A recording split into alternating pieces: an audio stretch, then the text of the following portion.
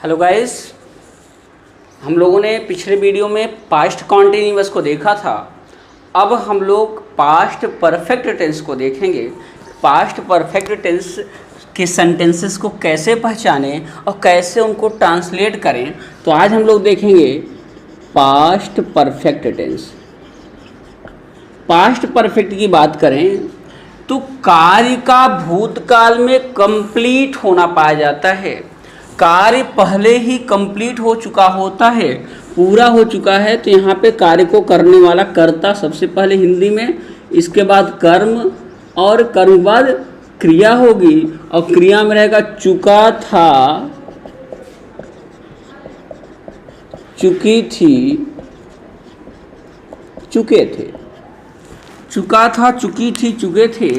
या फिर क्रिया में लगा होगा क्रिया, आ था, ई थी, ए थे। यहाँ पे चुका था, चुकी थी, चुके थे या आ था, ई थी, ये थे क्रिया में लगा होगा। जैसे कह दिया जाए कि मैं कक्षा में अंग्रेजी पढ़ा चुका था या मैंने कक्षा में अंग्रेजी पढ़ा लिया था, पढ़ा दिया था, आ था। तो इस तरह से मतलब ये जो वर्क है, जो क्रिया है, वो पहले ही कंप्लीट हो चुकी होती है। तो ये कौन सा टेंस होता है? पास्ट परफेक्ट टेंस होता है। तो ऐसे सेंटेंसेस में जो आपकी हेल्पिंग वर्ब होगी वहाँ हम क्या यूज करेंगे? हैड यूज करेंगे। और मेन वर्ब होगी वर्ब की तीसरी अवस्था, third form of the verb. अब देखिए हैड, यहाँ पे हेल्पिंग वर्ब हैड का यूज करेंगे। चाहे आपका सब्जेक्ट सिंगुलर हो चाहे प्लूरल हो, सबके साथ आपको क्या करना है? हैड का यूज करना है। तो आप अफर्मेटिव सेंटेंस की बात करें तो सब्जेक्ट रखेंगे, इसके बाद हैड, हैड के बाद third form of the verb object other. ये अफर्मेटिव की बात हुई। निगेटिव की बात करेंगे तो सबसे पहले आप सब्जेक्ट रखेंगे, इसके बाद had, third form of the verb object. Sorry, यहाँ पे फिर से देख लेते हैं। निगेटिव में क्या होगा? सब्जेक्ट, हैड और इसके बाद नॉट हो जाएगा। Then third form of the verb object. Affirmative negative के बाद इंट्रोगेटिव, हेल्पिंग वर्ब बाहर आ जाएगी। इंट्रोगेटिव आप समझ रहे हो, अगर हिंदी सेंटेंस क्या से स्टार्ट हो तब had, subject, third form of the verb object, question mark. और इसी में अगर नहीं हो जाए तो had, subject, not, third form of the verb object etcetera. Double interrogative की बात करें तो क्वेश्चन वर्ड सबसे पहले आएगा, इसके बाद हेल्पिंग वर्ब हैड और इसके बाद आप रखेंगे सब्जेक्ट। सब्जेक्ट के बाद क्रिया verb, third form of the verb object et cetera. Interronegative, double interronegative की बात करें तो आप इसमें सब्जेक्ट के बाद नॉट रख देंगे, not, third form of the verb object. I hope आप लोगों को अब तक स्ट्रक्चर कैसे हो रहा है ये आपको समझ में आ गया होगा। सिर्फ हेल्पिंग और मेन वर्ब के चेंजेज हो रहे हैं, बाकी स्ट्रक्चर कंटिन्यू वही चल रहा है। इसलिए थोड़ा सा स्पीड में मैं लेके चल रहा हूँ, है ना, अलग अलग न करके एक में कर रहा हूँ, क्योंकि आप लोग स्ट्रक्चर से भली बात परिचित हो चुके हैं। कैसे चीज़ें चल रही उसको आप समझ गए होंगे, है ना। तो अब कोई भी एक सेंटेंस लेते हैं, कोई एक सेंटेंस ले लिया मैंने, मान लीजिए सीधे कि अध्यापक कक्षा में इंग्लिश पढ़ा चुका था या अध्यापक कक्षा में अंग्रेजी पढ़ा लिया था। यहाँ पे देखिए क्रिया जो पढ़ाने की है वो कार्य पहले हो चुका है। तो अध्यापक कक्षा में अंग्रेजी पढ़ा चुका था तो क्या हो जाएगा? पढ़ा चुका था, teacher had taught, teacher had taught, क्या taught?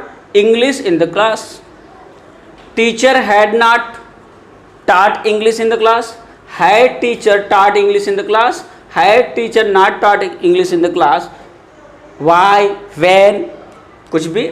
Y had teacher taught English in the class, why had teacher not taught English in the class। तो इस तरह से पास्ट परफेक्ट को हमने देखा। अब इसी में हम लोग पास्ट परफेक्ट में मिक्स सेंटेंस देखेंगे कि जब दो सेंटेंस किसी कंजक्शन से जुड़े हों, पहले या बाद कंजक्शन से जुड़े हों, तो उनको कैसे ट्रांसलेट करें, उनको आइए देखते हैं।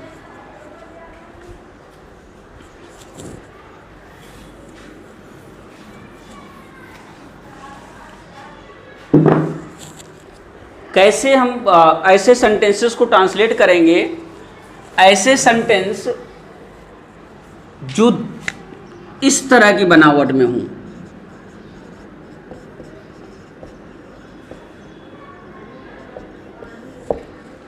इस तरह से ऐसे सेंटेंसेस में दो सेंटेंस होते हैं, दो वाक्य होते हैं, और ये किसी कंजक्शन से जुड़े होते हैं, है ना। ये अलग अलग दो क्लॉज किसी कंजक्शन से जुड़कर एक सेंटेंस बनते हैं। तो उनको कैसे ट्रांसलेट किया जाए उसको देखते हैं।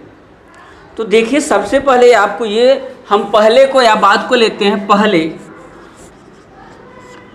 है ना, पहले मतलब बिफोर, बिफोर मीन्स पहले, आफ्टर मीन्स बाद में। तो पहले को लेते हैं, तो यहाँ पे दिखेगा जब दो सेंटेंस होंगे किसी, यहाँ किससे जुड़े होंगे, पहले कंजक्शन से जुड़े होंगे, बिफोर कंजक्शन से जुड़े होंगे। समझने का प्रयास करिएगा पहले। तो यहाँ पे दो सेंटेंस दिख रहे हैं, तो दो वर्ब होंगी। जब दो वर्ब होंगी तो आपको देखना पड़ेगा कौन सी वर्ब, अर्थात कौन सा कार्य पहले समाप्त हो रहा है। जो कार्य पहले समाप्त हो रहा है, जो कार्य पहले समाप्त हो रहा है, वो होगा principal clause, PC, principal clause. और जो कार्य बाद में समाप्त हो रहा है वो होगा सबऑर्डिनेट क्लॉज। ऐसे सेंटेंसेस में आपको दो सेंटेंस मिलेंगे, और होगा क्या, एक सेंटेंस में कार्य होगा, दूसरे में भी कार्य होगा, एक के काफी पहले दूसरा समाप्त हो चुका होगा। दो कार्य होंगे और दोनों में समाप्त होने में गैप होगा, दोनों कार्यों के बीच में गैप होगा, समयांतराल होगा। तो जो कार्य पहले समाप्त होगा वो प्रिंसिपल क्लॉज, और जो कार्य बाद में समाप्त होगा वो क्या होगा, सबऑर्डिनेट क्लॉज होगा। बात को समझिएगा। तो अगर इस तरह से कोई सेंटेंस हमारे पास आए, एक सेंटेंस हो पहले हो, हिंदी में पहले हो, फिर दूसरा सेंटेंस हो, तो आप क्या करेंगे, जो कार्य पहले समाप्त होगा उसको प्रिंसिपल क्लॉज, जो कार्य बाद में समाप्त होगा वो सबऑर्डिनेट क्लॉज, है ना। तो आप उसको क्या करिएगा, जो कार्य पहले समाप्त हो रहा है उसको पहले रखिएगा, और जो कार्य बाद में समाप्त होगा उसको बाद में रखिएगा। Principal clause plus before plus subordinate clause. अर्थात अगर ये कार्य पहले समाप्त हो रहा है तो पहले यहाँ रखा जाएगा, अगर ये कार्य पहले समाप्त हो रहा है तो उसको रखेंगे। हमें देखेंगे कौन सा कार्य हमारा पहले समाप्त हो रहा है। इसको अब देखिए, इस वाले सेंटेंस को जो प्रिंसिपल क्लॉज है उसको आप ट्रांसलेट करेंगे पास्ट परफेक्ट में। किसमें, पास्ट परफेक्ट में। और यहाँ होगा बिफोर, और इसको रखेंगे पास्ट इंडिफिनिट में। बात को समझने का प्रयास करिएगा। ये हमारा, सबसे पहले हम क्या रखेंगे, principal clause, before subordinate clause, और आपका प्रिंसिपल क्लॉज को हम रखेंगे किसमें, पास्ट परफेक्ट में, और सबऑर्डिनेट क्लॉज को रखेंगे पास्ट इंडिफिनिट में। तो पास्ट परफेक्ट का स्ट्रक्चर होता है subject, head, third form of the verb, object, other word, इसके बाद आपका आएगा बिफोर, और बिफोर के बाद आपका क्या होगा, subject, second form of the verb, object, etcetera. ये हमारा फाइनल स्ट्रक्चर हमको मिल गया। ये हम कब होगा, जब हमारा बिफोर आएगा, पहले आएगा तब। जब पहले आएगा तब इस तरह का होगा हमारा सेंटेंस, है ना। अब एक एग्जाम्पल देखते हैं, एग्जाम्पल के माध्यम से समझने का प्रयास करते हैं। तो कोई भी एक सेंटेंस ले लीजिए जिसमें पहले आया हो। आई होप आप लोगों ने ले लिया होगा। जैसे कह दिया जाए मेरे विद्यालय पहुंचने से पहले, मेरे विद्यालय पहुंचने से पहले चपरासी घंटी बजा चुका था।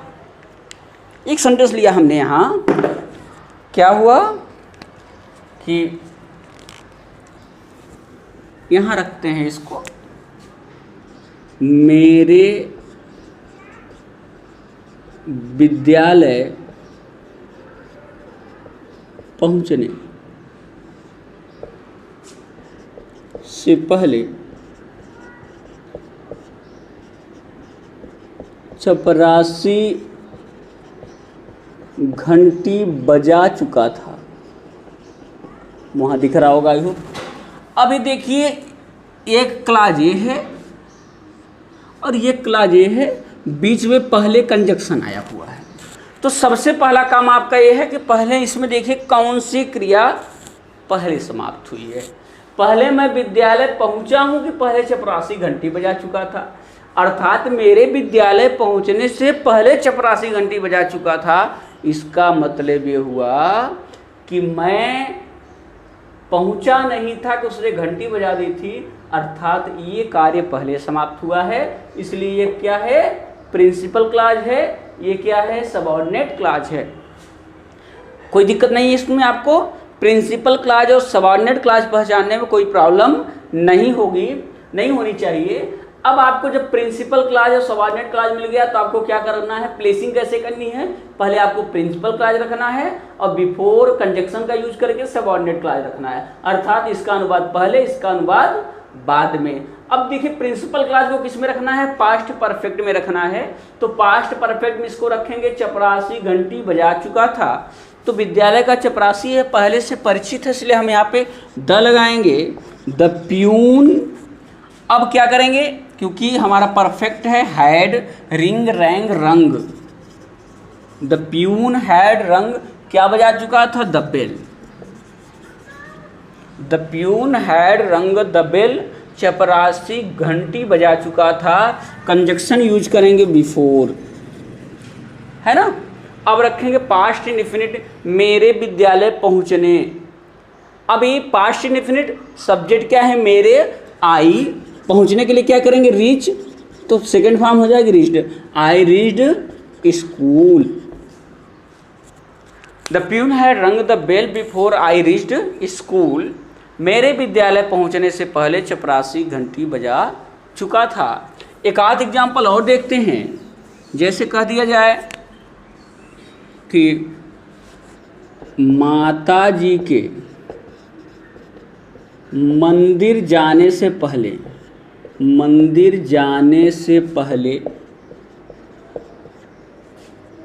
मैं स्कूल जा चुका था। अब यहाँ पे देखिए माता जी के मंदिर जाने से पहले मैं स्कूल जा चुका था, अर्थात ये कार्य पहले समाप्त हो रहा है प्रिंसिपल क्लॉज, ये कार्य बाद में समाप्त हो रहा है सबऑर्डिनेट क्लॉज। तो इसका अनुवाद करेंगे तो मैं स्कूल जा चुका था, I had gone to school, I had gone to school before. अब माता जी के मंदिर जाने से पहले तो क्या हो जाएगा, मदर, मंदिर जाने से पहले mother went to temple. I had gone to school before mother went to temple. I had gone to school, मैं विद्यालय जा चुका था, before mother went to temple, माता जी के मंदिर जाने से पहले। तो इस तरह से आपने देखा कि अगर पहले आएगा, है ना, हम बाद वाले को भी चर्चा करेंगे अभी, लेकिन सबसे पहले अगर दो क्लॉज आपस में किसी कंजक्शन पहले से जुड़े हों तो क्या करेंगे, सबसे पहले इसमें हम देखेंगे कि कौन सा कार्य पहले समाप्त हो रहा है और कौन सा कार्य बाद में समाप्त हो रहा है। जो कार्य पहले समाप्त हो रहा है उसको हम प्रिंसिपल क्लॉज, जो कार्य बाद में समाप्त हो रहा है उसको हम सबऑर्डिनेट क्लॉज बोलेंगे। और पहले हम प्रिंसिपल क्लॉज को रखेंगे, इसके बाद बिफोर कंजक्शन का यूज करेंगे और इसके बाद हमारा एक सबऑर्डिनेट क्लॉज होगा। प्रिंसिपल क्लास को हम पास्ट परफेक्ट में और सबऑर्डिनेट क्लास को पास्ट इंडेफिनिट में रखेंगे, तो इस तरह से हमारा स्ट्रक्चर हो जाएगा। आप लोग अपने से कुछ सेंटेंस बना करके इसको ट्रांसलेट करने का प्रयास करिएगा। थैंक्स।